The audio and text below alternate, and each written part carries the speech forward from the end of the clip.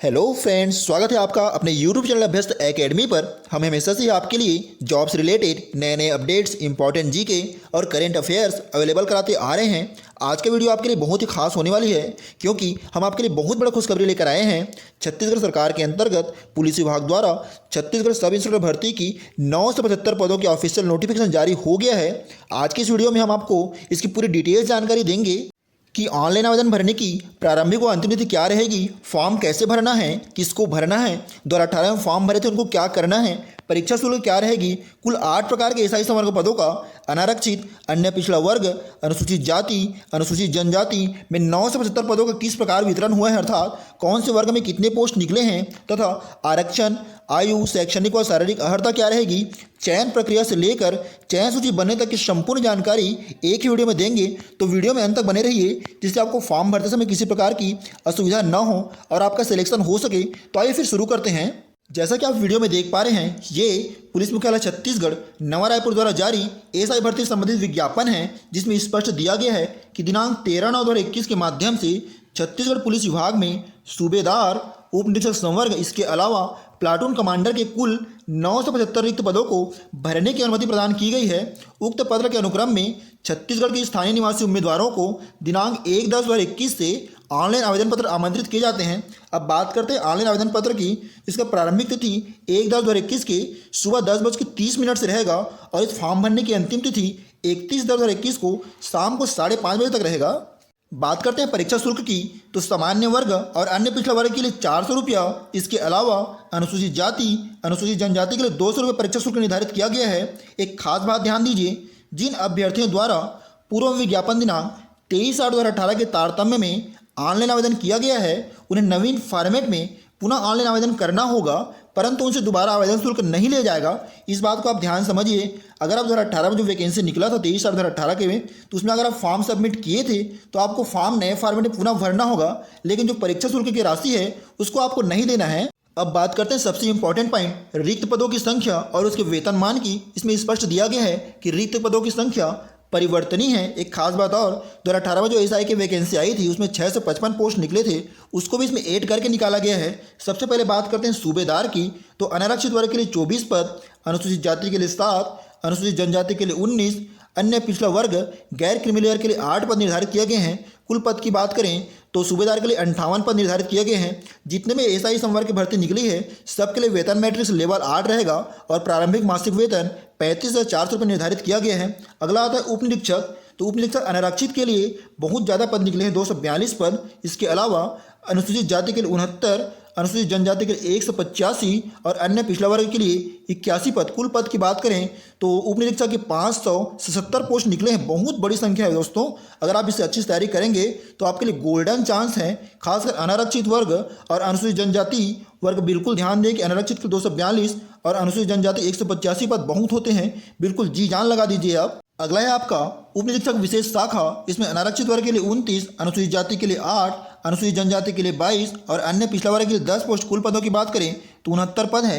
इसी तरह platoon commander की बात करें तो इसमें बहुत अधिक मात्रा में पोस्ट निकाले गए हैं। अनारक्षित में 100 पद हैं, अनुसूचित जाति के लिए 29, अनुसूचित जनजाति के लिए 84 और अन्य पिछड़ा वर्ग के लिए 34। कुल पदों की बात करें तो उप निरीक्षक के बाद प्लाटून कमांडर 247 पद बहुत अधिक मात्रा में निकाले गए हैं। इसी तरह उप निरीक्षक अंगुल चिन्ह के लिए कुल 6 पद, उप निरीक्षक प्रश्नाधीन दस्तावेज के लिए कुल 3 पद, उप निरीक्षक कंप्यूटर के लिए कुल 6 और उप निरीक्षक रेडियो के लिए कुल 9 पद निकले गए हैं। समस्त पदों की बात करें तो अनारक्षित के लिए कुल 405 पद, अनुसूचित जाति के 115, अनुसूचित जनजाति के लिए 318 और अन्य पिछड़ा वर्ग के लिए कुल 137 पद। और सबका टोटल मिलाएं तो पूरे छत्तीसगढ़ में एसआई संवर्ग के 8 पदों के लिए कुल 975 पद निकाले गए हैं।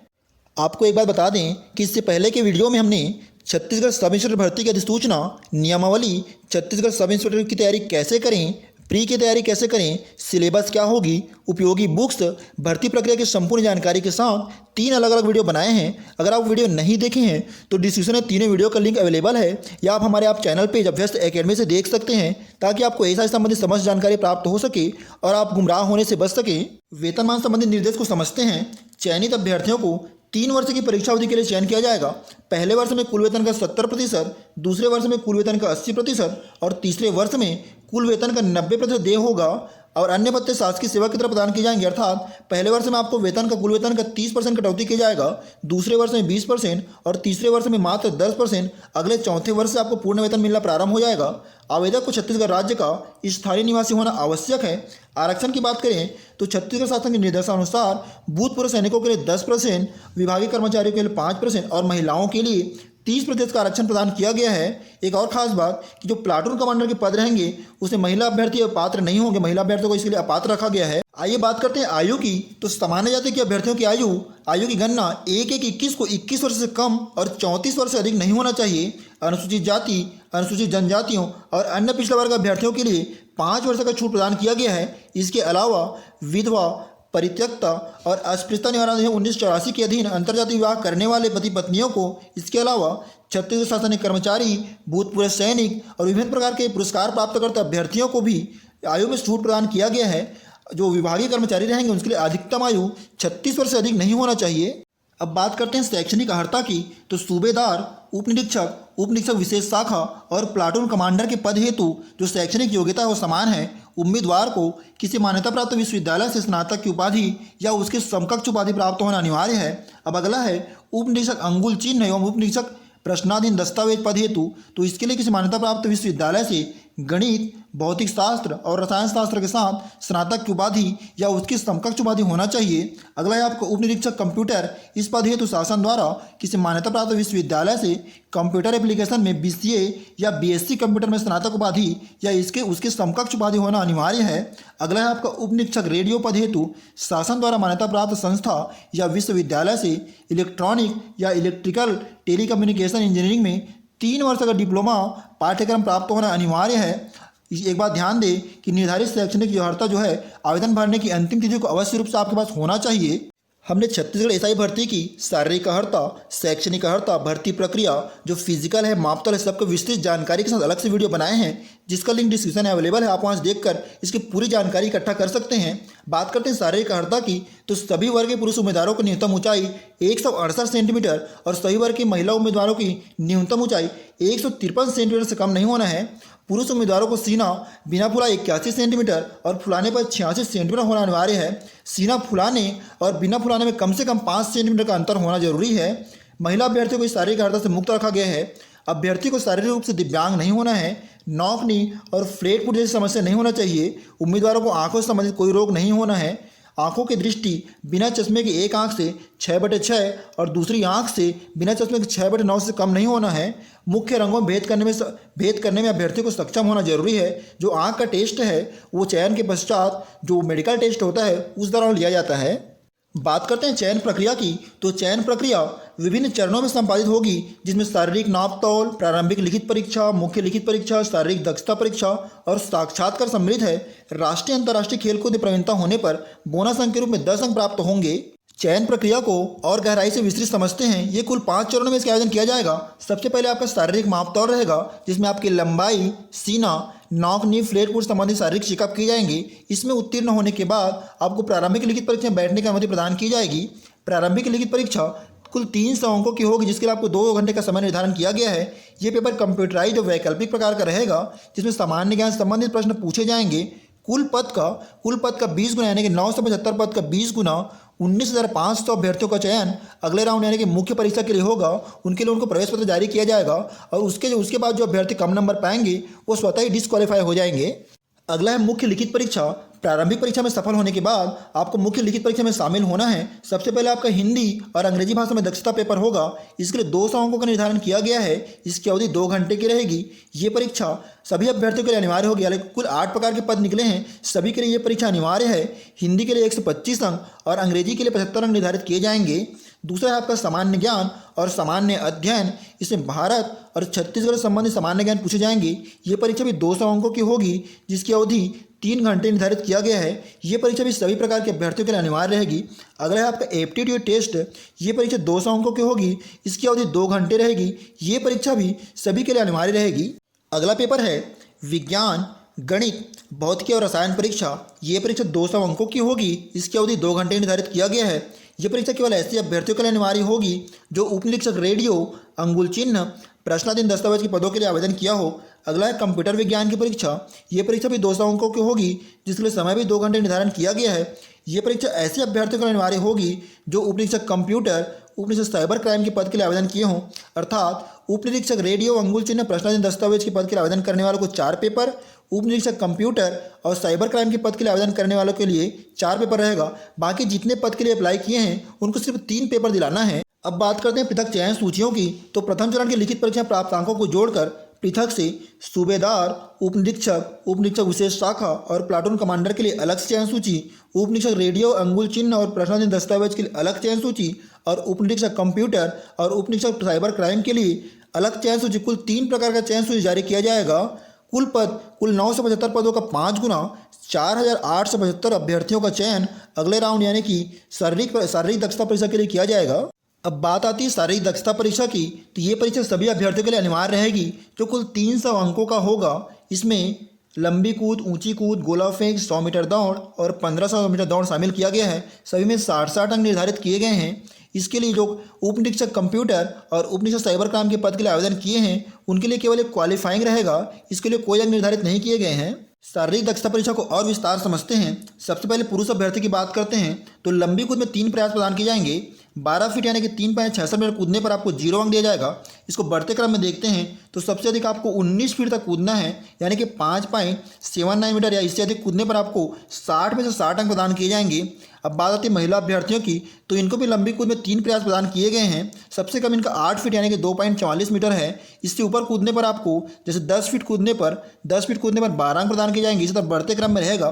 15 फीट सबसे अधिक है, यानी कि 4.57 मीटर या इससे अधिक कूदने पर 60 में से 60 अंक मिलेंगे। अगला है आपका पुरुषों का ऊंची कूद। ऊंची कूद में भी 3 प्रयास दिए गए हैं। सबसे कम आपका है 4 फीट यानी कि 1.22 मीटर, इसमें आपको 0 अंक मिलेंगे। इससे अधिक 1.27 मीटर कूदने पर आपको 12 अंक। बढ़ते क्रम में रहेंगे। सबसे अधिक आपका 4 फीट 10 इंच यानी कि 1.47 मीटर ऊंची कूदने पर आपको 60 में से 60 अंक प्रदान किए जाएंगे। इस तरह महिलाओं की बात करें तो उनको भी ऊंची कूद में 3 प्रयास प्रदान किए गए हैं, जिसमें 3 फीट यानी कि 0.9 मीटर कूदने पर आपको 0 अंक और 0.97 मीटर कूदने पर आपको 12 अंक मिलेंगे। सबसे अधिक आपको 3 फीट 10 इंच यानी कि 1.17 मीटर कूदने पर 60 में से 60 अंक प्रदान किए जाएंगे। अगला है गोला फेंक। इसमें भी पुरुष अभ्यर्थियों को 3 प्रयास दिए जाएंगे, जिसका वजन, गोला का वजन 16 पाउंड रहेगा। सबसे कम आपका 4 मीटर है, जिसमें 0 अंक है। इसको बढ़ते क्रम में फेंकना है। 9 मीटर या उससे अधिक फेंकने पर आपको 60 में से 60 अंक प्रदान किया जाएगा। महिलाओं की बात करें तो उनको भी इनके 3 प्रयास दिया जाएगा। इनकी जो गोला है उनका वजन 8 पाउंड रहेगा। सबसे कम 4 मीटर है, इसमें 0 अंक रहेंगे। 5 मीटर में 12 अंक। इस तरह बढ़ते क्रम में 9 मीटर या उससे अधिक फेंकने पर 60 में से 60 अंक मिलेंगे। अब बात आती है 100 मीटर दौड़ की। पुरुष अभ्यर्थियों की 100 मीटर दौड़ की बात करें तो 12.5 सेकंड या उससे कम में दौड़ने पर 60 में से 60 अंक मिलेंगे। 13.5 सेकंड 5 सेकंड में दौड़ने पर 48। इस तरह 16.5 सेकंड या उससे अधिक दौड़ने पर आपको 0 अंक मिलेंगे। महिलाओं की बात करें तो 14.5 सेकंड या इससे कम में दौड़ने पर 60 अंक में 60 में से 60 अंक प्रदान किए जाएंगे। इस तरह घटते क्रम में है। लास्ट है आपका 18.5 सेकंड या इससे अधिक में आपको दौड़ने पर 0 अंक प्रदान किए जाएंगे। अब बात करते हैं 1500 मीटर दौड़ की। पहले पुलिस भर्ती में 800 मीटर दौड़ होता था, इसको चेंज करके अब 1500 मीटर दौड़ रखा गया है। पुरुष अभ्यर्थियों की बात करें तो उनको 5 मिनट में दौड़ना है। 5 मिनट दौड़ने पर उनको 60 में से 60 अंक प्रदान किया जाएगा।